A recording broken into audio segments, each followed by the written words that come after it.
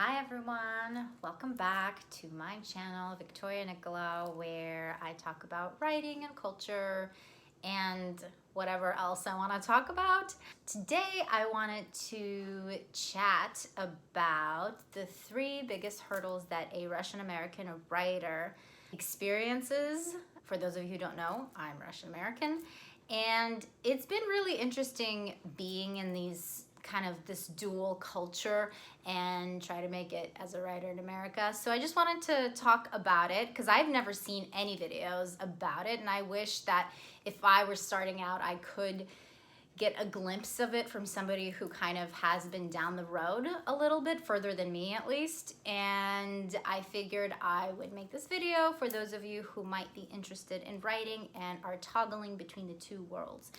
So hurdle number one is grammar rules. So obviously I've been in America for a really long time. If you can't tell, I don't really have an accent unless you're just some accent whisperer or connoisseur and you could really hear it on some letters or something.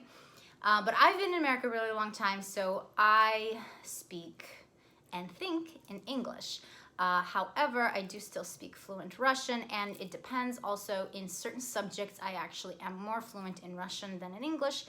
For example, like music. Subjects that I learned originally in Russian are just kind of in my mind forever ingrained in Russian, so I actually still have to kind of translate certain words from Russian to English, and some words I don't actually know off the top of my head that are music terms because I learned music in Russian. So, and there are a couple of other subjects like that, but for the most part I think in English, and it's not hard for me to write in English because I went through almost pretty much all of schooling in America. So actually it's very hard for me to write in Russian and get rid of my English thinking mind, because you can't just word for word translate a sentence and it's going to make sense in Russian, right? As we know, there's idioms, there's certain ways to phrase words, and it doesn't always equate immediately in a different language. So whenever I write in Russian, that is what I have to watch out for and filter for. That I'm not writing the sentences, even though that they're in Russian, their structure is somehow in English. So that is a big thing, but mostly I write in English. So the hurdle is called the passive voice. And the passive voice is this like dreadful, awful thing that you're not supposed to do in professional writing or even creative writing, which is funny to me because I think creative writing, there should be a lot more leeway, but there isn't, not with passive voice, at least in English. And the reason that's a problem for me, for somebody who is a Russian speaker, is because, for those of you who don't know, Russian conjugates all its verbs, and also the nouns decline as well. So then like for example, the word the cup is on the table. In Russian, the cup has one particular form and the table will have a different form because the table is the direct object while the cup is the subject. So I know that's pesky little grammar, but that's how very specific Russian is. So that being said, in Russian, you don't have to keep it in the same word order that you keep it in English. You can say often, on the table is the cup. And that actually relatively makes sense in English. It just sounds odd because in English, because things don't decline, we have to keep it in a very specific word order. So the subject has to come first and the object has to come after the verb. So it's subject, verb, object, right?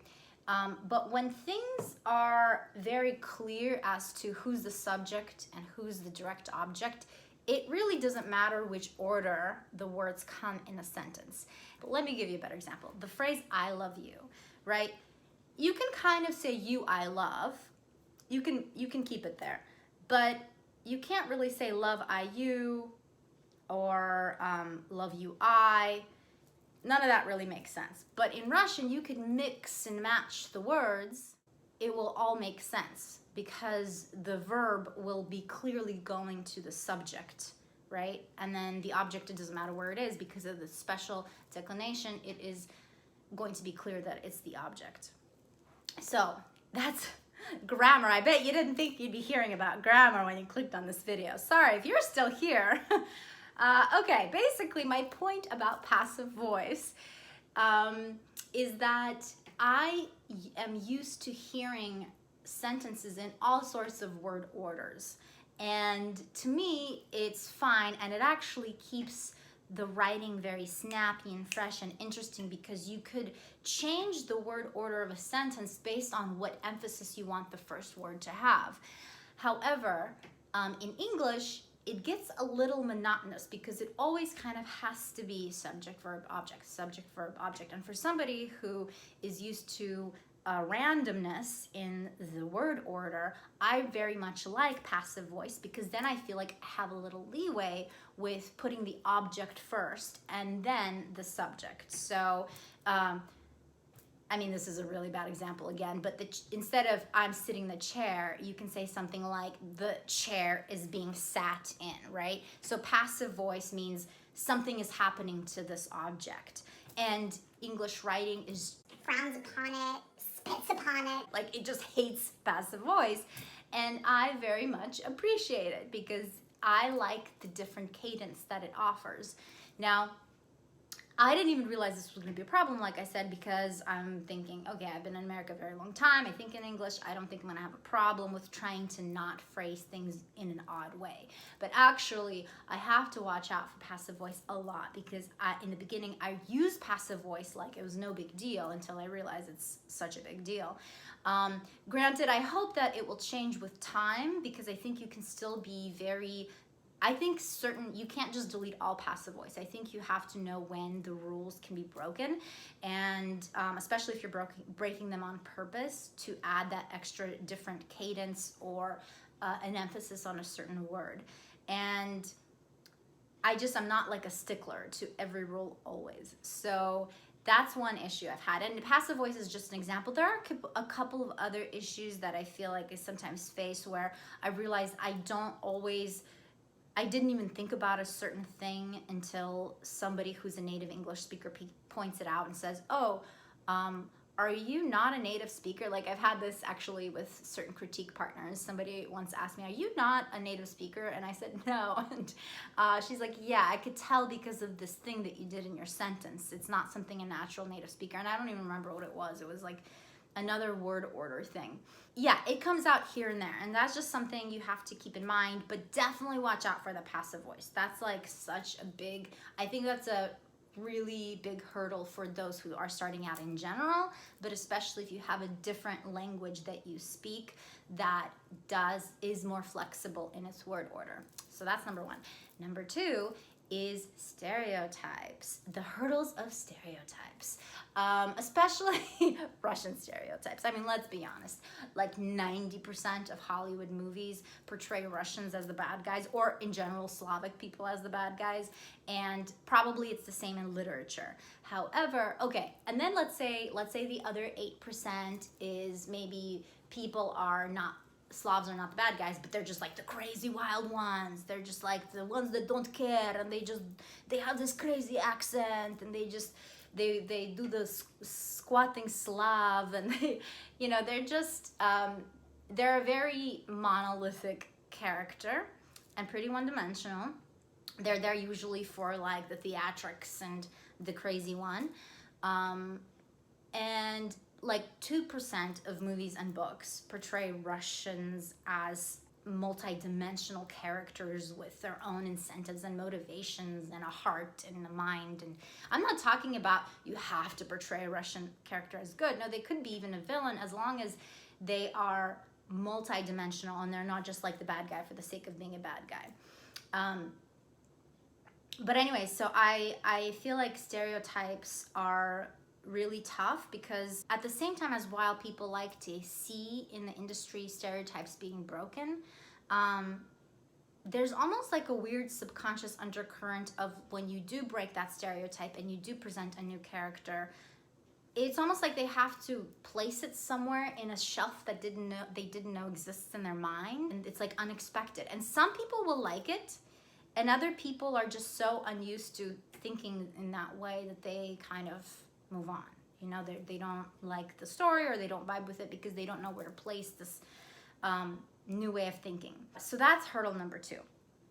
And hurdle number 3 is, unfortunately, as weird as it is right now at least, it's politics. Politics between Russia and America has been pretty awful, you know, kind of near a second Cold War kind of situation. And as much as I think people don't wanna admit that that somehow paints a picture of their everyday Russian or American, I think it still affects people to a degree, and negatively so, because when you're in a country that is, you know, on the news, is consistently broadcasting something negative about maybe your country of origin, and then you query agents or editors and you're from that country that they're slamming in the news, there's almost like a fear, I think, in people to